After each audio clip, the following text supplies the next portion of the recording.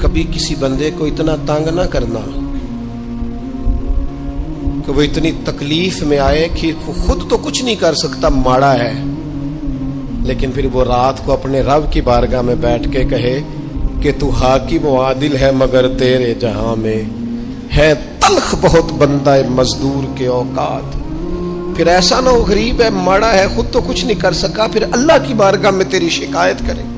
ایسا نہ کرنا کہ جب آپ کسی کو تکلیف دیتے ہیں، جب آپ ستاتے ہیں، جب آپ وہ بات کرتے ہیں جو اس بندے میں موجود نہیں ہے، جب آپ جھوٹ بولتے ہیں اپنے نفس کی تسکین کے لیے، جب آپ زیادتی کرتے ہیں صرف اپنی انا کے لیے، تو پھر بعدوں کا دعائے ضرر نکلتی ہے منہ سے۔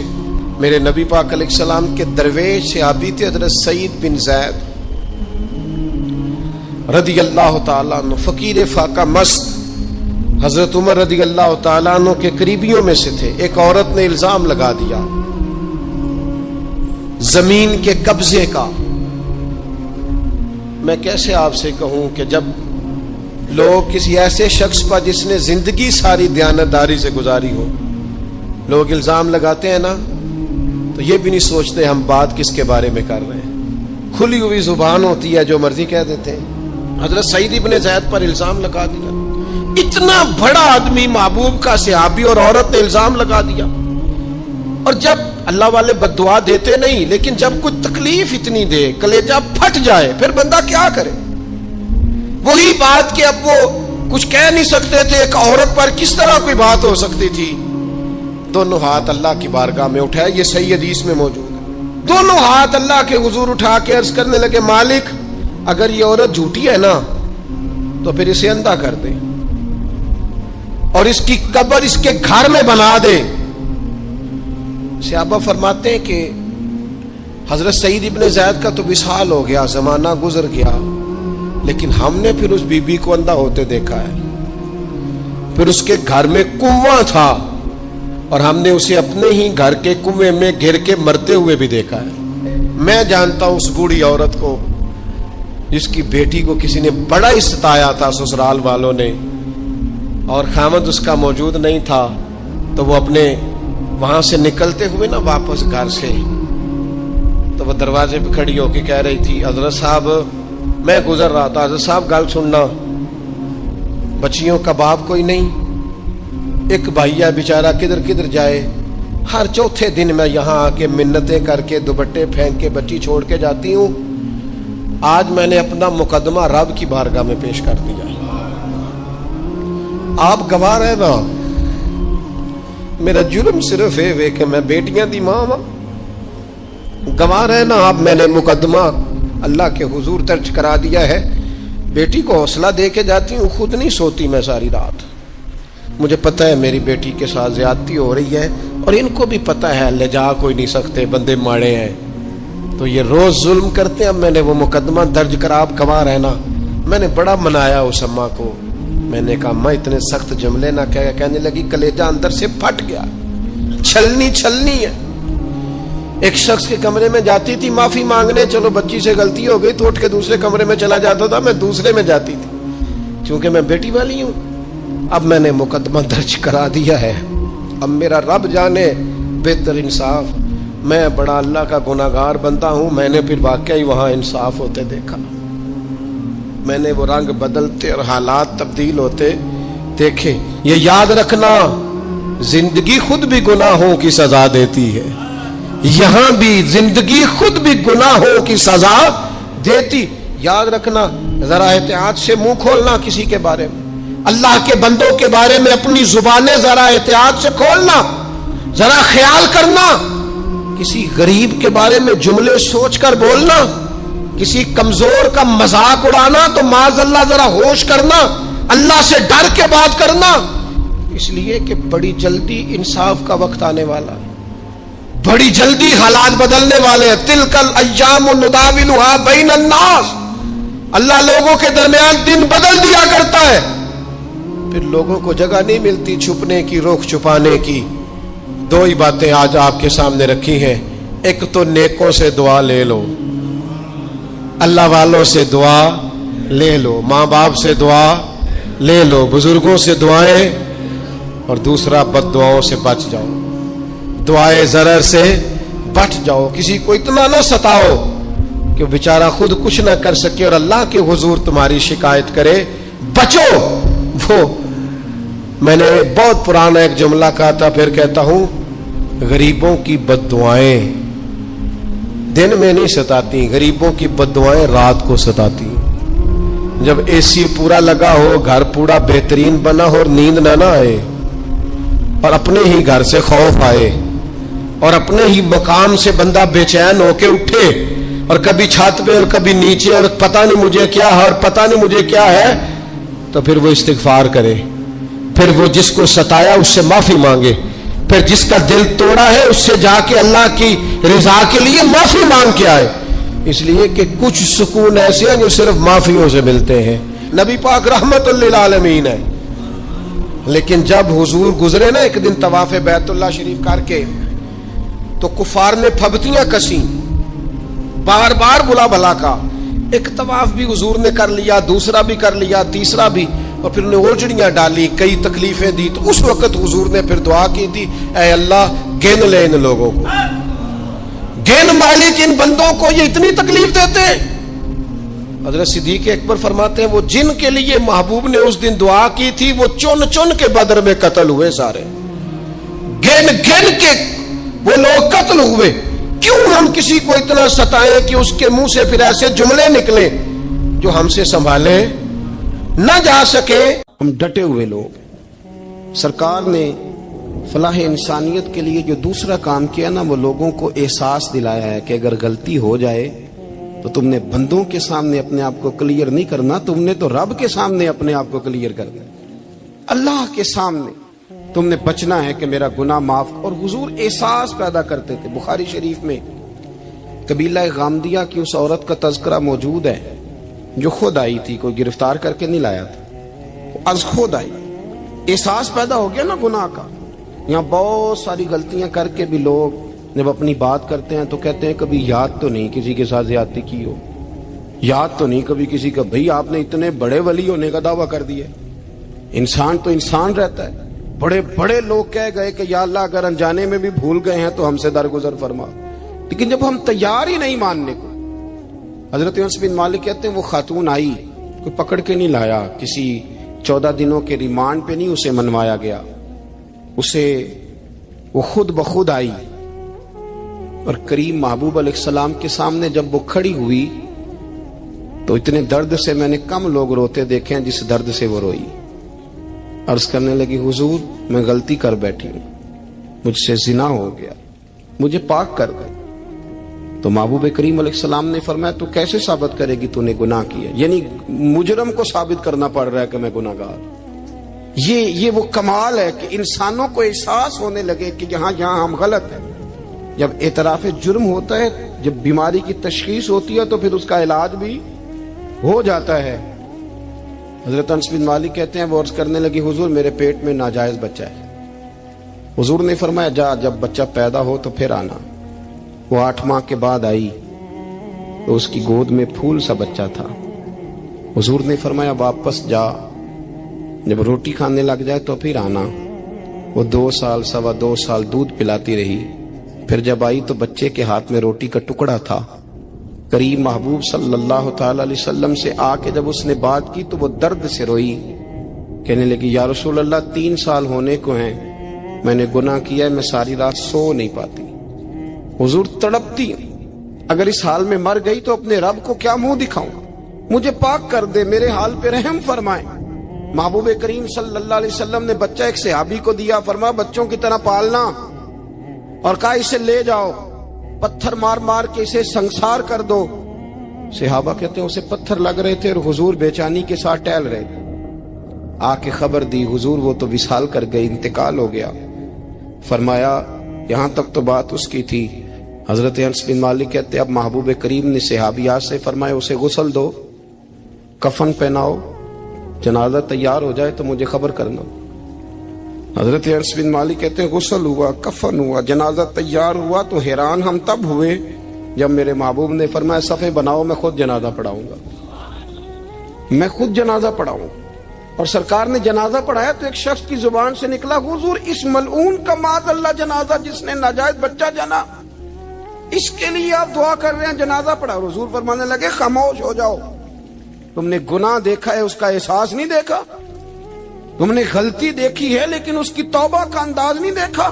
اور صاحب کنز العمال نے یہ لفظ نقل کیے ہیں کہ کریم محبوب فرمانے لگے اس نے تو ایسی شاندار توبہ کی ہے کہ اگر میں اپنی ساری امت میں بانٹ دوں تو اللہ سب کی مغفرت فرما دے گا۔ احساس جب پیدا ہو جاتا ہے نا اپنے دل کے اندر کہ یہاں میں غلط ہوں، ان العبد اذا اعترف ثم تاب تاب اللہ علیہ او کما قال نبی صلی اللہ علیہ وسلم، رواہ مشکات۔ حضور نے فرمایا جب کوئی بندہ کہتا ہے نا اللہ میں بھول گیا تھا اور پھر وہ توبہ کرتا ہے تو رب اس کی توبہ کو فوراً ہی قبول فرما لیتا ہے۔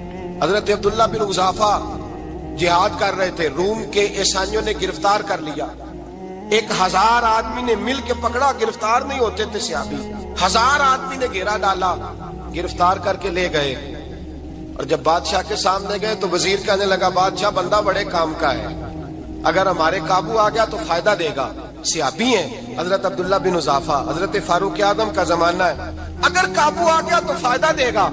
بادشاہ کہنے لگا کیوں کیا خوبی ہے؟ کہنے لگے ہم 1000 آدمی تھے، یہ اکیلا قابو نہیں آ رہا تھا، 1000 آدمی تھے، اگر ہماری فوج میں شامل ہو گیا تو بہت بڑا جرنیل ملے گا۔ بادشاہ کہنے لگا کوئی مسئلہ نہیں، 2-3 چیزیں ہوتی ہیں بندے کو خریدنے کے لیے، خرید لیتے ہیں۔ بادشاہ کہنے لگا عبداللہ جتنی دولت تجھے چاہیے میں تجھے دے دیتا ہوں، میرے لشکر میں آ جا، معاذ اللہ اسلام چھوڑ دے۔ حضرت عبداللہ بن حذافہ کیا فرماتے ہیں بڑا تو بیوقوف ہے، میں نے دولت کمانی ہوتی تو مدینے میں بیٹھ کے تجارت کرتا، میں دولت کمانے نہیں نکلا، میں تو رسول اللہ کی رضا کمانے کے لیے نکلا ہوا ہوں۔ دولت کمانی ہوتی تو کسی مارکیٹ میں ہوتا، میدان میں آنا تھا، شہادت ہے مطلوب مقصود مومن، نہ مال غنیمت نہ کشور کشائی، یہ دولت تو لونڈی ہے رسول اللہ کے دروازے کی، یہ تو پیچھے پیچھے پھرتی ہے نبی پاک کے غلاموں، یہ کمانی ہوتی تو میں کسی مارکیٹ میں ہوتا، میدان میں تھوڑا ہوتا۔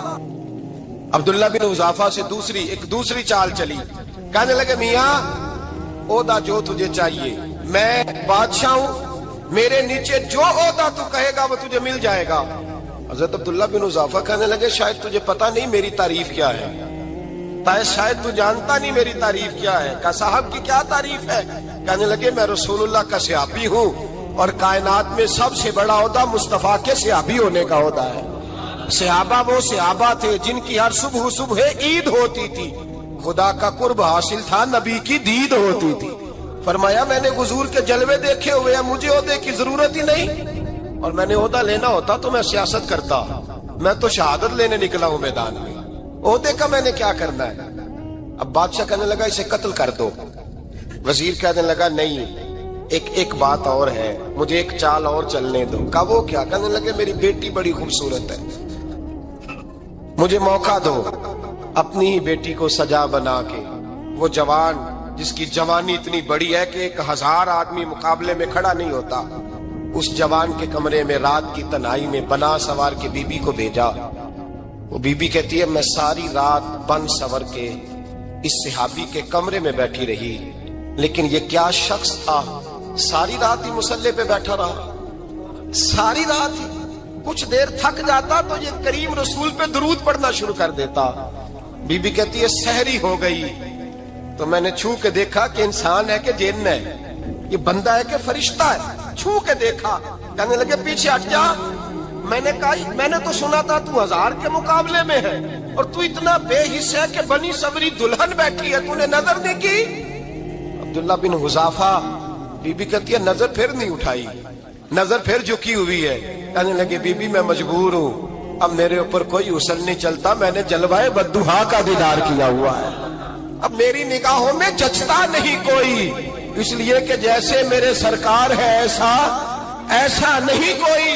کبھی بھی اب نہیں کسی کا میرے اوپر جادو چلتا، میں نے مصطفیٰ کو، اور کہا ذرا پیچھے ہٹ کے بیٹھ، مجھے میرے رسول نے غیر محرم سے بچنے کا حکم دیا ہے، ذرا پیچھے ہٹ کے بیٹھ۔ سحری کا وقت تھا، وہ بی بی کہتی ہے اس نوجوان کے جملے میرا سینہ چیر گئے، کلیجہ پھٹ گیا، چیخ نکلی، میں کفر کے عالم میں روئی۔ میں نے کہا مجھے بتا تو صحیح، آخر یہ جذبہ کہاں سے ملتا ہے؟ آخر یہ روشنی تو میں نے دیکھی نہیں، کہاں سے آتی ہے؟ ایک میرا باپ ہے جو بنا سور کے مجھے تیرے کمرے میں چھوڑ گیا، بتلا یہ کہاں سے کیف آتے ہیں؟ عبداللہ بن حذافہ کہنے لگے اگر کیف لینا ہے تو بھی میرے مصطفیٰ کا کلمہ پڑھ جا، آجا دروازے رسول پہ جھک جا، مل جائے گا۔ سویرے دروازے پہ باپ آیا بیٹی سے رزلٹ لینے، دروازہ کھولا تو بیٹی نقاب پہنے باہر آئی۔ باپ کہنے لگا کیا بلا؟ کہنے لگی پیچھے ہٹ جا، تو غیر محرم ہے، کافر ہے، میں مسلمان ہوں۔ اس نے کہا کیا ہوا؟ کہنے لگی تیرے جیسے کو باپ کہوں، تیرے جیسے کو جو مجھے استعمال کر رہا تھا، میں تجھے باپ نہیں مانتی، میں اب رسول والی ہو گئی ہوں، میں حضرت فاطمہ کی کنیزہ ہو گئی ہوں، میں اب نبی کریم کی خادمہ ہوں، خبردار میرے قریب نہ آنا۔ یہ دعو بھی ناکام ہوا۔ اب حضرت عبداللہ بن حذافہ کے سامنے موت کھڑی کی، ایک کڑا میں تیل گرم کیا، کہنے لگے تجھے اس میں جلایا جائے گا۔ حضرت عبداللہ بن حذافہ رضی اللہ تعالیٰ عنہ جب جلنے کے قریب ہوئے تو رونے لگے۔ روم کا بادشاہ کہنے لگا شاید ڈر گیا ہے، کہنے لگے اب سمجھ آئی ہے، اب تجھے پتا چلا ہے، چلا آ جا۔ حضرت عبداللہ بن حذافہ کہنے لگے تو کافر ہے، تیری کافروں والی سوچ ہے، اس لیے نہیں رویا کہ موت سے ڈر گیا ہوں، میں تو اس لیے رویا ہوں کہ ایک جان ہے وہ نبی پاک پہ قربان ہو رہی ہے، کاش رب مجھے 1000 جان دیتا، میں ساری مصطفیٰ پہ قربان کر دیتا۔ ایک سنار نے گلی میں ایک یتیم چھوٹے سے بچے کو گھومتے دیکھا تو سنار بے اولاد تھا، بچے کو اٹھا کے گھر لے آیا۔ 18 سال اس بچے کی پرورش کی، اس کو پالا پوسا جوان کیا۔ سنار کے پاس وہ دکان پہ چلا جاتا، وہ کئی دفعہ دکان پہ رہتا، کئی دفعہ گھر میں رہتا۔ ایک دفعہ وہ دکان پہ تھا، بچہ گھر تھا، 18 سال کا جوان، اس کی بیوی اکیلی تھی۔ وہ جس نے ماں بن کے پالا تھا اس نے اسی پہ حملہ کر دیا، اس کا بازو بری نیت سے تھاما، بیوی چیخی۔ تھوڑی دیر گزری تو وہ نوجوان پیروں میں بیٹھ گیا، کہنے لگا اماں پتہ نہیں مجھے کیا ہوا۔ شام کو سنار آیا، بیوی چیخنے لگی، چلانے لگی، کہنے لگی آج عجیب بات ہوئی، جس کو میں نے جگر کا خون دے دے کے پالا اسی نے گندی نظر ڈالی۔ سنار محو حیرت ہے، بیوی کا خیال تھا کہ لاٹھ اٹھائے گا، ڈنڈا اٹھائے گا، نوجوان کو مارے گا، لیکن وہ رونے لگ گیا۔ اس نے کہا آج اس نے میرا بازو تھاما ہے، جانے کیا کیا ہے؟ پریشان ہونے لگ گیا، سجدے میں گر گیا، کہا تو بتاتا کیوں نہیں؟ تو وہ سنار کہنے لگا اس کی غلطی نہیں، 18 سال کے بعد آج مجھ پر بھی شیطان سوار ہوا تھا۔ ایک عورت آئی تھی، وہ اپنے بازوؤں میں چوڑیاں پہننا چاہتی تھی تو میں نے بھی گندی نظر سے ہاتھ ڈالا تھا، رب کریم نے مجھے فوراً اس کی سزا دی۔ جن کے گھروں میں بیٹیاں ہوتی ہیں ان کی نظریں گندی نہیں ہوتی، جو بیٹیوں کے باپ ہوتے ہیں، جو بہنوں کے بھائی ہوتے ہیں، ان کی نظریں گندی۔ اور اگر تو ٹیلی فون کرتا ہے، تو کسی عورت کے ساتھ تعلق رکھتا ہے تو یہ بات لکھ لے، امام فخر الدین رازی 1، علامہ اسماعیل حقی 2، ملا جلال الدین رومی 3، امام خازن 4، امام جلال الدین سیوطی 5 حدیث کے استاد اور محدث لکھتے ہیں کہ اگر تو کسی پر گندی نظر ڈالے گا تو تیرا گھر بچ سکتا، یاد رکھ نہیں بچے گا، اس لیے کہ تیری نظر کسی کی بیٹی کو بیٹی سمجھ تاکہ تیری بچی کا پردہ قائم رہے، کسی کی بہن کو۔ یہ کیا بات ہوئی کہ تو جتنا مرضی گند معاشرے میں پھیلاتا رہے تیرا گھر بچا رہے؟ یہ کیسے ہو سکتا ہے؟ فَإِنَّ لَهُ مَعِيشَةً ضَنْكَ، اللہ فرماتے ہیں زندگی تنگ ہو جائے گی تیرے لیے مشکل، تو ڈھونڈتا پھرے گا کہ میں مرنے کو جگہ تلاش کروں۔ سچی توبہ کرے، کھری توبہ کرے۔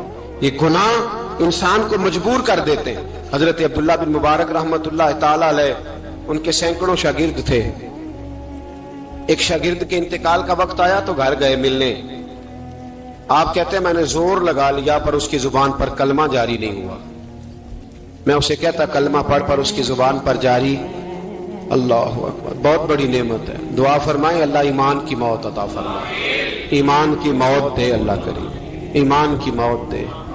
ایسے بھی لوگ دیکھے ہیں، مسجد نبوی ہے، رسول اللہ کا شہر ہے، سر سجدے میں ہے، روح پرواز کر گئی، روح پر کتنا نصیبوں والا ہے، کتنا نصیبوں والا ہے کہ مسجد نبی میں سر سجدے میں رکھا ہے، اور اللہ تبارک و تعالیٰ نے محبوب کے قدموں میں موت عطا فرمائی۔ تو حضرت عبداللہ بن مبارک کہتے ہیں میں نے اس کو کہا کلمہ پڑھ، تو اس کی زبان پہ جاری نہیں ہوتا. میں بار بار کہتا تو وہ منت کرتا، کہتا حضور میں کوشش کرتا ہوں جاری نہیں ہوتا. فرماتے میں پریشان ہو کے اٹھا، ابھی میں دروازے پہ پہنچا تھا، اس نے چیخ ماری اور روح پرواز کر گئی. بچے رونے لگے، بیوی رونے لگی. تو میں نے اس کی بیوی سے کہا کہ یہ جرم کیا کرتا تھا، اتنا بڑا پاپی پہ کلمہ جاری نہیں ہوا. اس کی زوجہ کہنے لگی حضرت جی 2 گناہ تھے اس کے. ایک تو یہ شراب کا عادی تھا، روکتی تھی باز نہیں آتا تھا، اور دوسری بات یہ کہ یہ اپنی اماں کا نافرمان تھا. وہ 2 گلیاں چھوڑ کے رہتی ہے، یہ کبھی ملنے نہیں گیا تھا. اس بوڑھی کا کلیجہ اس کی طرف سے بڑی تکلیف میں تھا. تو حضرت عبداللہ بن مبارک کہنے لگے جا تو بھی دعا کر، اور اس کی ماں کو بھی کہہ دعا کرے کہ یہاں تو یہ کلمہ نہیں اسے نصیب ہوا، اللہ کرے اللہ آخرت کی منزلیں اس کی بہتر فرما دے. یہ حدیث سنانے لگا ہوں، حدیث ہے، حدیث رسول ہے. جوان خاص کر کے ذرا میری بات پہ توجہ کریں، اور بزرگ خاص کر توجہ کریں جنہوں نے تربیت کرنی ہے. سنیں، حضور کی بارگاہ میں ایک نوجوان آیا ہے، یہ سنگ میل ہے حدیث، اس کو یاد رکھنا. عرض کی حضور میں سارے گناہ چھوڑ سکتا ہوں، زنا نہیں چھوڑتا. حضور مجھے زنا کی اجازت ہونی چاہیے. میرے حبیب نے تھپکی دی، بٹھا لیا. میں کہتا ہوں حضور نے گناہگاروں کو معاشرے سے کاٹا نہیں، ان کی تربیت فرمائی ہے، ان کی تربیت فرمائی ہے، ان کو قریب فرمایا. میرے حبیب کریم صلی اللہ علیہ وسلم نے فرمایا ادھر آ بیٹھ جا. بیٹھ گئے. حضور نے فرمایا تو پسند کرتا ہے تیری ماں کے ساتھ کوئی بدکاری کرے؟ حضور نہیں. فرمایا تو پسند کرتا ہے تیری بیٹی کے ساتھ کوئی بدکاری کرے؟ یا رسول اللہ میں آنکھیں نکال دوں گا. حضور نے فرمایا تو پسند کرتا ہے تیری بہن کے ساتھ؟ حضور میں کاٹ ڈالوں گا وہ ہاتھ جو میری بہن کی طرف اٹھیں گے. فرمایا تو پسند کرتا ہے کہ تیری خالہ پھپھی ممانی کی طرف کوئی ایسی حرکت کرے؟ حضور میں کاٹ کے رکھ دوں گا ان لوگوں کو جو بات بھی کریں گے. میرے حبیب نے فرمایا اچھا جس کے ساتھ تو بدکاری کی اجازت مانگ رہا ہے وہ کسی کی ماں نہیں لگتی، وہ کسی کی بہن نہیں لگتی، اور کسی کی بیٹی نہیں ہوگی؟ یاد رکھے ملا جلال الدین رومی 1، امام غزالی 2، اعلی حضرت فاضل بریلوی 3. بزرگ متفقہ طور پر لکھتے ہیں، فرماتے ہیں جو گند کے ساتھ دوسرے گھر میں تاڑتا ہے وہ اپنے گھر کی خیر منا لے. جو گندی نظر دوسروں پہ رکھتا ہے وہ اپنے گھر کی خیر منا لے. اس لیے کہ جو جرم وہ کسی کے کھاتے میں ڈالے گا وہ سزا بن کے اس کے گھر کی طرف لوٹا دیا جائے گا. جو بدکاری وہ کسی کے کھاتے میں ڈالے گا وہ سزا بن کے اللہ اس کے گھر کی طرف لوٹا دے گا. اگر اپنے گھر کو پاک رکھنا چاہتے ہو تو دوسروں کی طرف پاک نظر رکھنی شروع کر دو. اگر چاہتے ہو کہ تیرا گھر